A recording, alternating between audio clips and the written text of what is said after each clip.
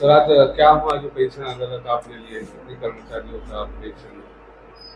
देखिए, आज नियंत्रक संचार लेखा महाराष्ट्र एवं गोवा सर्कल के द्वारा ये जो हमारा छत्रपति संभाजी नगर है, तो उस क्षेत्र के जितने भी बीएसएनएल के पेंशनर्स हैं उसके लिए हम टेलीफोन अदालत, नोट टेलीफोन अदालत, पेंशन अदालत जो है वो आयोजित किए थे। और प्रत्येक 3 माह पे जो है इसका आयोजन होता है अलग अलग क्षेत्रों में। तो कुल 38 पेंशन केसेस थे। हमने सबों का समाधान किया। एक का कुछ तकनीकी इशू था, हो गया है बट वो रिफ्लेक्ट नहीं हो रहा है, बट वो भी समझिए समाधान हो गया है। और लगातार जो है वो अदालत में हम वैसे केसेस को लेते हैं जिसका कि समाधान किसी न किसी कारण से कागजात के अभाव में नॉर्मल चैनल से नहीं हुआ है। तो लगातार पेंशन अदालत में जो है वो केसेस कम आ रहे हैं। तो ये इस बात का सूचक है कि हमारा जो डेली का जो मॉनिटरिंग सिस्टम है ग्रीवांस निर्देशक का, वो काफ़ी सशक्त है।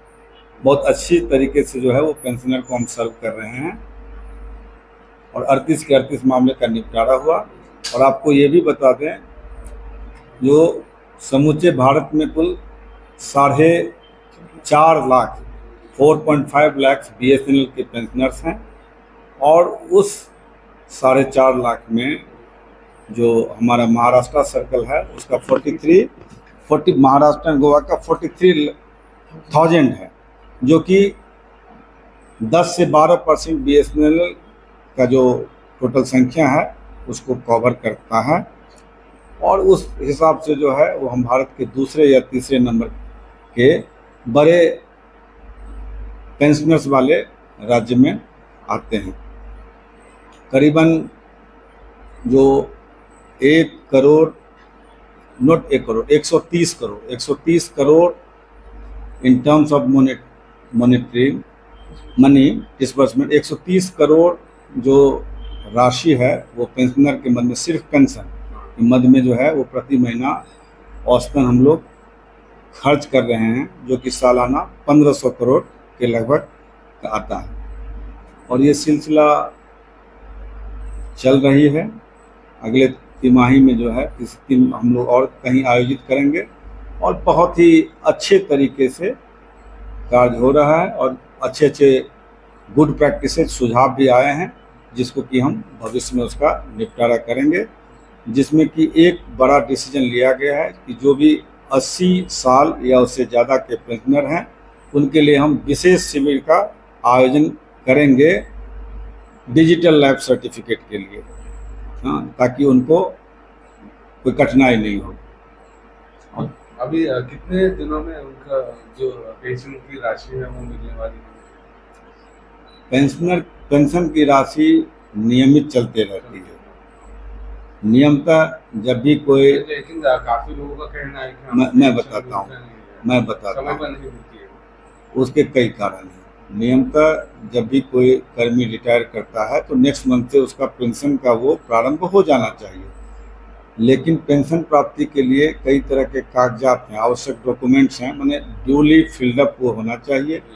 अधिकांश समय में पेंशनर के स्वयं के द्वारा या बहुत बार, चूँकि बीएसएनएल के पेंशनर हैं तो बीएसएनएल यूनिट के द्वारा टाइमली नहीं भेजने के कारण, और कभी कभी हमारे ऑफिस की भी वो रहती है, जो कुछ केसेस जो है वो कर्मी की लापरवाही के कारण छूट सकते हैं।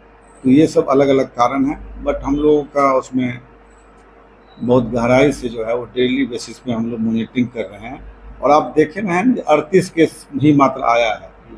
अदालत में पेंडेंसी कम रहना, ये क्या है? तो ये पेंशन अदालत है।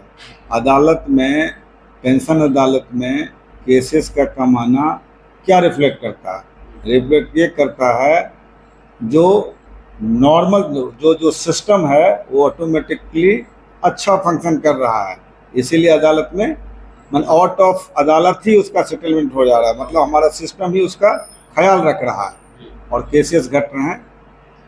तो और फिर भी अगर कमी बेसी है तो वो निवारण हम कर लेंगे। लेकिन सर ऐसे जो मामले जो आपके सामने आते हैं ये हो ना पाए इसलिए आप क्या खबरदारी?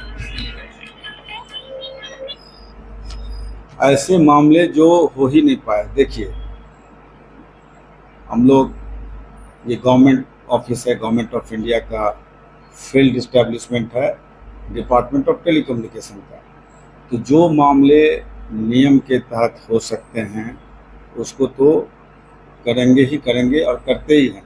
बट कुछ इशूज है जो कि जिसमें कि गंभीर लॉ का पॉइंट इन्वॉल्व रहता है, नियम के तहत उसका निवारण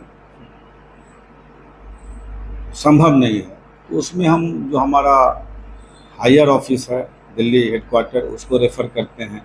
कुछ केसेस में लीगल ओपिनियन लेते हैं, बट वो केसेस की संख्या काफ़ी कम है। जैसा रोग रहता है, जैसा प्रॉब्लम रहता है, उसी ढंग से उसका इलाज किया जाता है। इससे एक अलग प्रश्न पूछना चाहूँगा, अलग अलग दूरसंचार कंपनियां आ रही है, उसका अलग अलग परफॉर्मेंस है, लेकिन बीएसएनएल जो पहले से था, जैसा बीएसएनएल पहले था वो अब क्यों नहीं है? क्योंकि सिम्स का नहीं है, ग्राहक कम हो रहे हैं, जैसे क्या दिक्कतें आ रही है? देखिए, क्योंकि एक भरोसा है ग्राहक। देखिए मेरा जो मैंडेट है, जो कंट्रोलर ऑफ कम्युनिकेशन अकाउंट्स है, उसको सुस्पष्ट मैंडेट ये मिला हुआ है कि वो बीएसएनएल के जो पेंशनर हैं उसको पेंशन देना, सरकार के बिहाफ में लाइसेंस भी कलेक्ट करना, जिसको सरकार ने लाइसेंस दिया है टेलीकॉम सर्विस को ऑपरेट करने के लिए, स्पेक्ट्रम चार्जेस को ये करना। तो हमारे लिए ऑल्दो वो सरकारी कंपनी है बीएसएनएल, बट हमारे लिए वो भी एक ऑपरेटर है, सरकारी कंपनी है।